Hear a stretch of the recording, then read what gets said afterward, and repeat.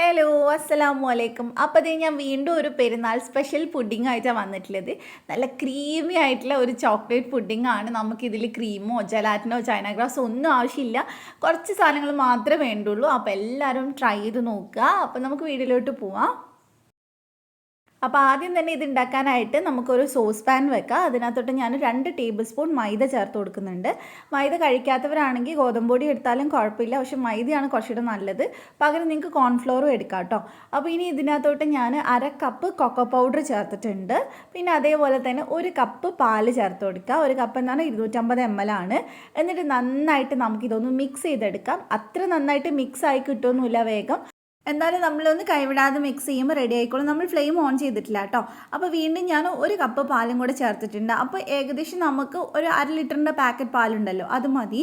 അപ്പോൾ ഇനി flame on ചെയ്തിട്ട് നമുക്കിതൊന്ന് കുറുക്കിയെടുക്കണം. അപ്പോൾ ചോക്ലേറ്റൊക്കെ ഇഷ്ടമുള്ളവർക്ക് ഇത് ഭയങ്കരമായിട്ട് ഇഷ്ടമാവുന്നൊരു പുഡിംഗ് ആണ്. പിന്നെ ആദ്യമായിട്ട് ഈ ചാനൽ കാണുന്നവരുണ്ടെങ്കിൽ ഒന്ന് സബ്സ്ക്രൈബ് ചെയ്തേക്കണേ. തൊട്ടടുത്തുള്ള ബെല്ല് ക്ലിക്ക് ചെയ്തിട്ട് ഓളൂടെ ക്ലിക്ക് ചെയ്യണേ, എന്നാലേ ഞാൻ വീഡിയോസ് ഇടുമ്പോൾ നോട്ടിഫിക്കേഷൻ വരുള്ളൂ.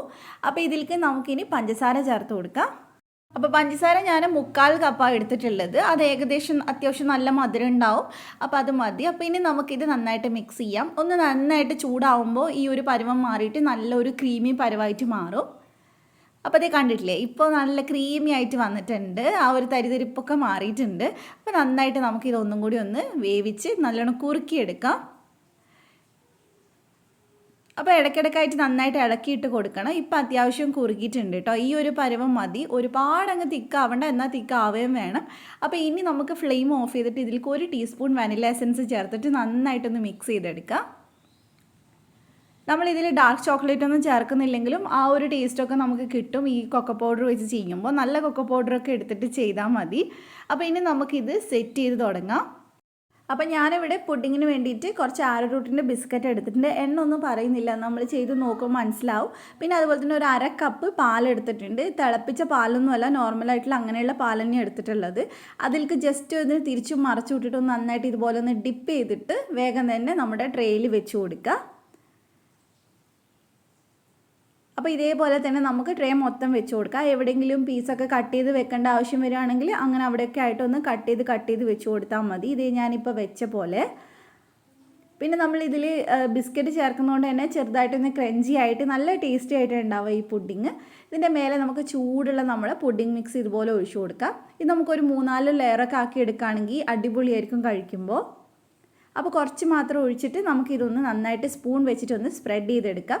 എല്ലാവരുടെ ബിസ്ക്കറ്റിൻ്റെ മേലെ നന്നായിട്ട് ഈ ഒരു പുഡിങ്ങിൻ്റെ മിക്സ് ഒന്ന് എത്തണം, അതുപോലെ ചെയ്തെടുക്കുക. ഇനി നമുക്ക് വീണ്ടും ബിസ്ക്കറ്റ് ഒന്ന് ലെയർ ചെയ്ത് കൊടുക്കാം. ബിസ്ക്കറ്റ് ഇതുപോലെ മുക്കിയിട്ടൊന്ന് എടുക്കുക. ഇതുപോലത്തെ പുഡിങ് ഉണ്ടാക്കാനായിട്ട് എപ്പോഴും ഈ തിന്നായിട്ടുള്ള ആരോറൂട്ടൊക്കെ പോലത്തെ അല്ലെങ്കിൽ മാരിഗോൾഡൊക്കെ പോലത്തെ ബിസ്ക്കറ്റാണ് നന്നാവുക. അപ്പോൾ നമുക്ക് ഫുള്ളായിട്ടൊന്ന് വെച്ച് കൊടുക്കാം.